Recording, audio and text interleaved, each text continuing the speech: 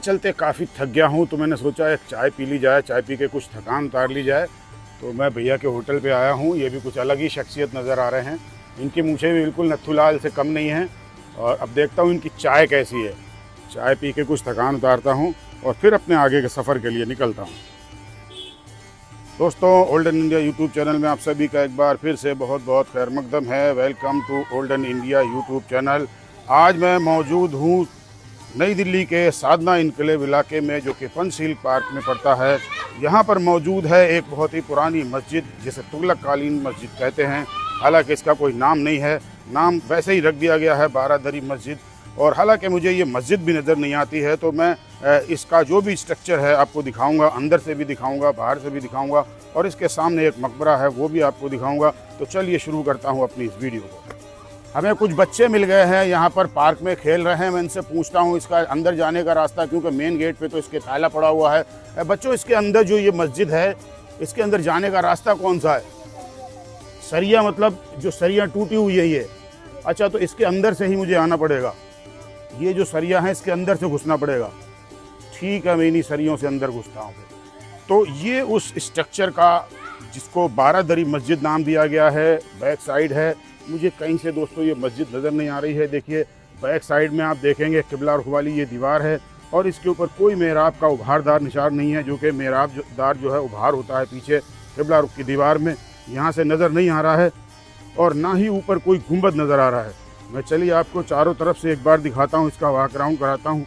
ये पार्क है और इसी पार्क के अंदर साधना इनक्लेव के अंदर ये मौजूद है। दोस्तों, आप यहाँ आना चाहते हैं तो पंचशील मेट्रो स्टेशन जो है वो यहाँ से बहुत पास है। 2 नंबर गेट से आप निकल के यहाँ बहुत आसानी से आ सकते हैं। तो देखिए यहाँ पर ये चारों तरफ इस तरह से इसकी दीवार है। किसी भी साइड में इसमें कोई दर खुला हुआ नहीं है, दोनों साइड से। और ये देखिए ये यहाँ पर एक लगा हुआ है नोटिस बोर्ड। यहाँ पर गार्ड नहीं रहता है, ताला लगा रहता है हर टाइम। तो आप चाहें तो इसकी शिकायत कर सकते हैं। मैंने आपको ये बोर्ड भी दिखा दिया है। यहाँ हर टाइम ताला लटका रहता है। और यहाँ देखिए ये बारादरी लिखा गया है और कोष्टक में मस्जिद लिखा गया है। यानी कि इसका मतलब खुद ठीक से पता नहीं है कि ये बारादरी है या मस्जिद, क्योंकि बारादरी अलग है, कॉमा लगा के मस्जिद अलग किया गया है इसको। तो दोस्तों, मुझे भी कहीं से ये मस्जिद नज़र नहीं आती है, क्योंकि इसके अंदर आपको अब चल के दिखाता हूँ। पीछे का तो मैंने आपको दिखाया ना, तो जो किबला रुख की तरफ का जो मेहराब होता है मेन, उसका पीछे का उभार है, और ना ही इसके अंदर कोई गुंबद है। और ये देखिए तुगलक काल की पहचान ये जोड़ेदार पत्थर जिनके ऊपर ये ढांचा बेस्ड है। इसके अंदर इसको कहते हैं बारादरी। हालांकि दर इसके अंदर कुल सामने 7 हैं। मैं आपको इसके अंदर भी ले चल के दिखाऊँगा, और अंदर चलूँगा, आपको सारी चीज़ें यहाँ पर दिखाऊँगा। मस्जिद तो नहीं है ये किसी भी तरह से, और इसकी एक साइड छूट गई है, वो मैं आपको दिखाता हूँ। देखिए ये वो साइड है, पीछे की साइड। हालांकि यहाँ भी कुछ नहीं है, ये कुछ थोड़ा सा एक स्ट्रक्चर इससे जुड़ा हुआ है। तो चलिए अब आपको अंदर लेकर के चलता हूँ मस्जिद के अंदर। ये मस्जिद मैं भी कह रहा हूँ क्योंकि मस्जिद ही इसमें लिखा हुआ है।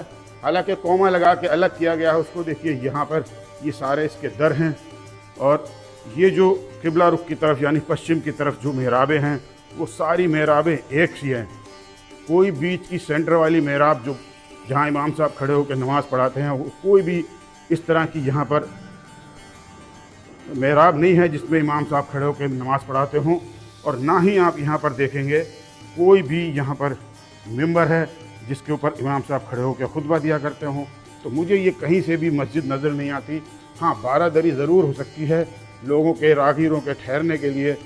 उस समय उस वक्त जो है तुगलकों ने बहुत सी चीज़ें बनवाई थी, सराय बनवाई थी, कुआं खुदवाए थे। तो उसी कड़ी में ये बारादरी हो सकती है लोगों के ठहरने के लिए। तो मैं आपको चारों तरफ से एक बार इसके दर दिखा देता हूँ। तुगलक कालीन मुझे तो नज़र आती है ये, और देखिए बहुत अच्छा नज़ारा पेश करती है। मैं पीछे से हट के आपको पूरा एक बार नज़ारा दिखा रहा हूँ। ये देखिए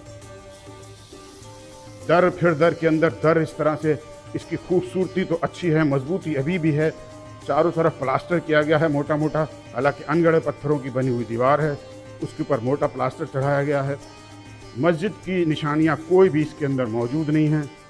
और इसके अंदर ही यहाँ पर ये सारे दर बने हुए हैं। ये देखिए आप, यहाँ से आपको पूरा इसका स्ट्रक्चर दिखाता हूँ ये। और अब आपको दिखाता हूँ इसके ऊपर की छत। ये देखिए, यहाँ से हल्का सा गुंबद मालूम पड़ता है, लेकिन ऊपर की छत शायद प्लेन है। हल्की हल्की यहाँ पर जो नक्काशी है उस ज़माने की वो दिखाई देती है, लेकिन यहाँ पर अल्लाह रसूल इस तरह का कुछ भी नहीं लिखा हुआ है इस नक्काशी के अंदर। ये देखें आप, यहाँ सिर्फ फूल बने हुए हैं। इस तरह के यहाँ पे आपको सिर्फ फूल ही फूल बने हुए नज़र आएंगे, जैसे और मस्जिदों में आपको अल्लाह और हबीब अल्लाह वगैरह लिखा हुआ नज़र आता है, कुरान की आयतें नज़र आती हैं, ऐसा यहाँ पर आपको कुछ भी नज़र नहीं आएगा। ये देखिए अब यहाँ पे इस तरह के सब मेहराबों में एक तरह की ही डिज़ाइन है, जिससे कोई पहचान नहीं होती कि कौन सी सेंटर वाली मेहराब है और ये मस्जिद है। तो इसलिए मैं मानता हूँ ये मस्जिद नहीं है, ये बारादरी है। जो भी है स्ट्रक्चर काफ़ी मजबूत है और यहाँ पर कोई गार्ड मौजूद नहीं है। गेट के ऊपर ताला लगा हुआ है। मुझे बच्चों ने बताया था सरियाँ टूटी हैं, इसके अंदर से आप जा सकते हैं, तो मैं उसके अंदर से ही आपको ला कर के ये सारी चीज़ें दिखा रहा हूँ। एक बार बाहर से चल के दिखाऊँगा। एक इसके सामने मकबरा भी है, बच्चों से पूछूँगा वहाँ जाने का रास्ता अगर मिल जाता है तो वहाँ भी जाऊँगा और वो भी आपको दिखाऊँगा। और दोस्तों, बारादरी के सामने ही जो मैं आपको मकबरा बता रहा था, देखिए वो ये है मकबरा और ये इसका गेट है। हालांकि गेट जो है ताला लगा हुआ है यहाँ पर। अब मैं सोचता हूँ किस तरह से यहाँ जाया जाए। मैं पूछता हूँ आसपास के कुछ लोगों से कि इसके अंदर जाने के लिए कोई सूरत बन सकती है या नहीं। चलिए पूछता हूँ। इधर मैं चढ़ के जा रहा हूँ ऊपर। यहाँ गेट पे कोई गार्ड नहीं है, ताला पड़ा हुआ है। मैं कोशिश करता हूँ ऊपर चढ़ने की, बड़ा मुश्किल है, लेकिन चढ़ गया हूँ आप लोगों के लिए। इतनी जद्दोजहद तो करनी पड़ेगी। और ये कूद गया। तो दोस्तों, ये बारादरी के सामने जो मकबरा मैं आपको बता रहा था वो ये मकबरा है। सहन में बड़ी बड़ी कब्रें हैं और ये स्क्वायर शेप का मकबरा आप देख रहे हैं। स्क्वायर शेप का ये इसकी बनावट बताती है कि ये लोधी काल का मकबरा है। ऊपर आप देखेंगे इसके तो आपको बड़ा सा गुंबद नज़र आएगा और नीचे जो डिज़ाइनिंग है वो लोधी काल की पहचान है।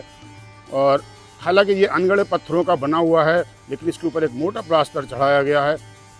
दोस्तों, ये मकबरा जो है ऑक्टागनल नहीं है। ऑक्टागनल जो मकबरे हुआ करते थे लोधी काल में, वो जो है शाही ख़ानदान के जो लोग हैं उनके लिए हुआ करते थे। और इस तरह के जो चौकोर यानी स्क्वायर शेप के जो मकबरे हैं वो हुआ करते थे उनके अहम जो वज़ीर वगैरह हुआ करते थे या बड़े ओहदेदार हुआ करते थे, जो दरबारी हुआ करते थे, उनके लिए इस तरह के बड़े बड़े चौकोर मकबरे बनाए जाते थे। और शाही परिवार के लिए जो मकबरे होते थे वो ऑक्टागनल होते थे। तो ये है पूरी इसकी बाउंड्री वाल। तो चलिए अब आपको इसके अंदर लेकर के चलता हूँ। इस कब्र के सामने वाला जो दर है, इसके अंदर से, इसके अंदर आप देखिए 3 दर बने हुए हैं और 3 दर की डिज़ाइन है। और मैं चलता हूँ जूते उतार के, चाहे कितनी भी गंदगी हो, लेकिन जूते मैं ज़रूर उतारता हूँ मकबरे में जाने के वक्त में। और ये देखिए, ये आपको नज़र आ जाएंगे यहाँ पर 2 कब्रें। किसकी कब्रें हैं ये जानकारी नहीं है इतिहास में बिल्कुल भी, लेकिन हाँ ये पता है कि ये लोधी काल का है। ये इतिहास में भी इसकी जानकारी है, इसको लोधी काल का बताया गया है। और देखने से भी लगता है, अब देखिए बाहर से स्क्वायर शेप था, अंदर से ये सर्कल में बदल गया है। इसके अंदर की जो नक्श निगार हैं वो झड़ चुके हैं। ये आप सामने देखेंगे, यहाँ पे ताके हैं और ऊंचा सा गुंबद है। ऊंचा काफ़ी गुंबद है, लेकिन इसके अंदर वक्त के हिसाब से शायद अब कुछ भी नहीं बचा है। मैं जूम करके आपको दिखा रहा हूँ, यहाँ इसमें कुछ भी नहीं है बाकी। और यहाँ पर आपको कुछ ताकों के ऊपर ज़रूर सर्कल में अल्लाह लिखा हुआ नज़र आ रहा है, हबीब अल्लाह लिखा हुआ नज़र आ रहा है, अल्लाह मोहम्मद लिखा हुआ नज़र आ रहा है। चारों तरफ इसी तरह के इसके अंदर ताकें बनी हुई आपको दिखाई देंगी। और चारों तरफ सबसे ऊपर जो है वो छोटी छोटी ताकें, फिर नीचे उससे बड़ी ताकें, और फिर नीचे कॉर्नर के ऊपर ये दर नीचे आके हो गया है ये गोल शेप में। और अब देखिए, ये जो सामने वाली जो मेहराब है इसको बंद रखा गया है, क्योंकि इसके ऊपर किसी वक्त में यहाँ पर कुरान की आयतें थी। मैं आपको पास से दिखाता हूँ। देखिए, ये कुरान की आयतें अब भी यहाँ पर झलक रही हैं। हालांकि ये वक्त के हिसाब से पुराना इतना हो गया है कि ये यहाँ से सारी चीज़ें झड़ चुकी हैं। आप ये बारीक बारीक जो टक के निशान लगे हुए देख रहे हैं, इसके ऊपर ही प्लास्टर आप पेरिस लगा करके इसके ऊपर कुरान की आयतें काटी जाया करती थी। और जब वो झड़ जाती हैं तो उसके पीछे का ये बैकग्राउंड का जो पोर्शन है वो नज़र आने लगता है। तो इस मकबरे के अंदर कुल 3 गेट हैं और चौथी ये मेहराब है जो किबला रुख की तरफ को है। ये देखिए आप, ये एक गेट, दूसरा गेट ये, और ये है तीसरा गेट। तो इसके अंदर हालांकि उस वक्त के हिसाब से काफ़ी डिज़ाइनिंग डेकोरेशन था, लेकिन अब इसके अंदर कुछ नहीं है। यहाँ देखिए, यहाँ पर आपको ये कोने में लट्टू नज़र आ रहा होगा। हालांकि हर कोने में अभी भी ये कोने में लट्टू मजबूती के साथ यहाँ पर चिपके हुए हैं। और ये कब्रों को रिपेयर किया गया है, जो बात की मालूम पड़ती है, लेकिन फिर भी ASI का मैं शुक्रगुजार हूँ कि वो कम से कम हमारे मकबरों के, हमारी धरोहरों की देखभाल कर रही है। तो अब मैं बाहर निकल आया हूँ, और बाहर निकल के अब यहाँ से वापस चलूँगा। इस ब्लॉग को अपना यही ख़त्म करूँगा और मैं फातह ज़रूर पढ़ूँगा।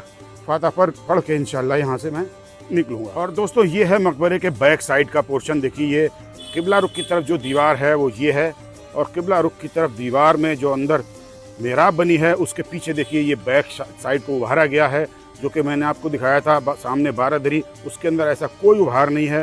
तो इससे साफ ज़ाहिर होता है कि वो मस्जिद नहीं है, उसके अंदर गुंबद वगैरह भी नहीं है। मैं आपको यहाँ से जूम करके दिखाता हूँ। देखिए, उसके अंदर कोई भी गुंबद मौजूद नहीं है। मस्जिद के ऊपर आपको कोई गुंबद नज़र नहीं आएगा, और ना ही उसके पीछे उभरी हुई दीवार नज़र आएगी जिससे ये पता लग सके कि ये किबला रुख की तरफ का जो है मेन मेहराब है और ये मस्जिद है। दोस्तों, साधना इनकलेव पंचशील पार्क के इस मकबरे और बारादरी के इस ब्लॉग को अब यहीं पे ख़त्म करता हूँ। उम्मीद करता हूँ ये ब्लॉग हमारा आपको पसंद आया होगा।